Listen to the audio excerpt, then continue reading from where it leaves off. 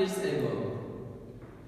And adult Megalodon weighs 600 kg and is 2.75 long.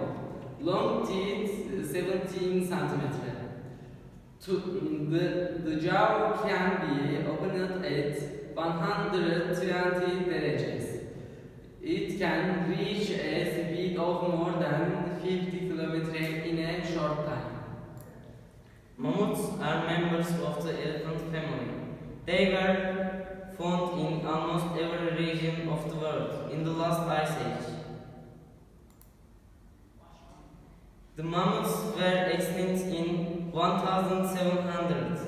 It has a physiology that can reach 4.75 millimeters in length and 8 tons in weight. It is claimed that climate change or overfishing consumes generations. Thanks.